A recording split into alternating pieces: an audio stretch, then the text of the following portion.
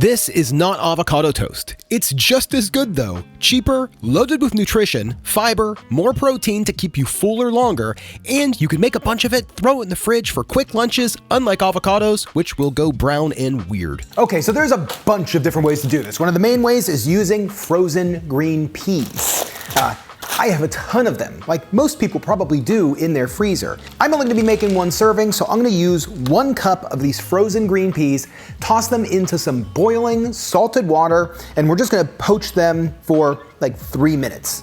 That's about it. So our peas are done. I'm just gonna strain them out, and we can make some mashed peas. Now, believe it or not, this recipe is probably more of the time-consuming version. There's a few easier ways of doing this where you don't have to poach the peas.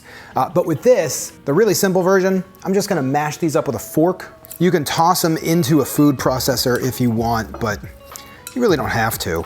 And this recipe isn't new, but I did wanna just kind of show you the basic version and then a few versions that I've been doing lately.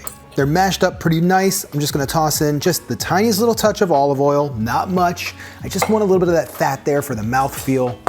And then I'm gonna squeeze in the juice of maybe half of a lemon. It's gonna add some acidity, really brighten this up. I'm pretty happy with that. I'm pretty happy with the way that came out.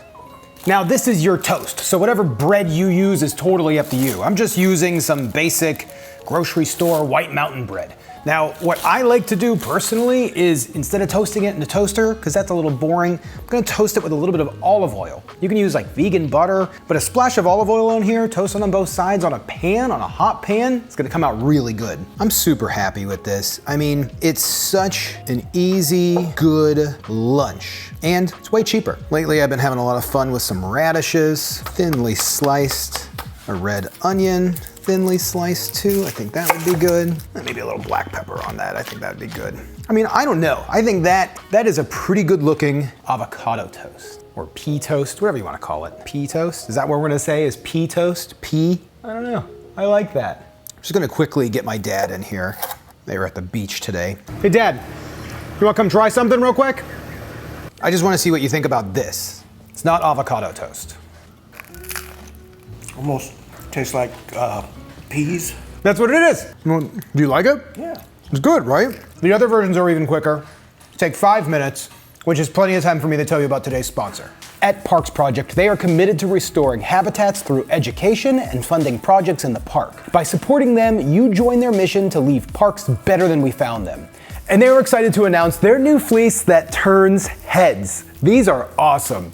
I really needed something a little extra comforting and warm lately, and these are unmatched. Made for park adventures, the high-piled fleece pullover is now thicker than ever, featuring 2 high-pile lined pockets, elastic cuffs, and elastic waistbands to keep you toasty. You can embrace warmth and sustainability with the Yellowstone Geysers fleece. Made from 100% GRS certified recycled polyester Sherpa, which is perfect for park adventures. This is the Yellowstone Geysers High Pile Fleece, inspired by the parks, made for you. Stay cozy during park explorations with their thicker than ever high pile fleece. So gang, check out the link in the description box below to get your own limited edition, certified recycled polyester Sherpa and support park projects in giving over $2.5 million to organizations supporting conservation. Park projects, thank you for supporting today's video, the parks, and for creating these incredible Sherpas. I love these things, they're so comfortable. Now this second version is honestly surprisingly easier and sweeter if you like that, because we are using a can of green sweet peas. It just needs to be drained, rinsed, and tossed into a bowl and then forked, just like the last peas that we made. Now this recipe is exactly the same process, but much easier to mash as these canned peas are way softer. Now I'm gonna add the same amount of olive oil, lemon juice, and there we go.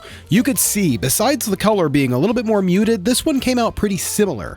But for me, honestly, I like the taste of the canned better. It's just a personal preference. Now, I just made my banh mi recipe a few weeks ago, so I have some of the leftovers from that. So I figured we would make a banh mi inspired pea toast. I'm just gonna slice up some jalapenos real thin, add a cucumber that I thought I had and I didn't, so we're gonna skip that. Add a little bit of sriracha from the new sriracha maker. I am loving this stuff. Toss on some of those sour veg, cilantro, and boom. Look at this. This came out amazing. Now stick around for the last version because it's not made from peas. It's gonna surprise you. And this version is awesome. It's so good.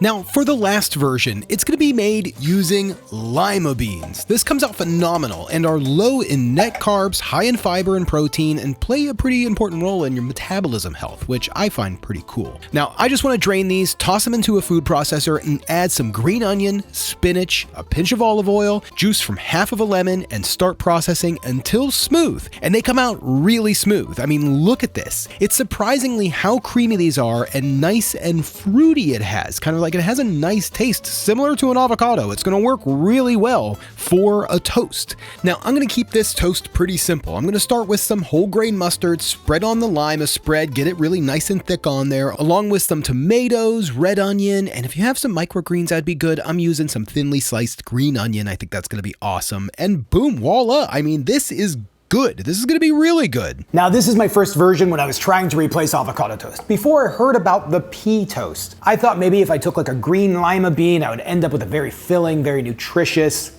toast. And I was right. It came out really good. I mean, it's shockingly good. And I think anybody that loves avocado toast would love something like this. I mean, it's delicious.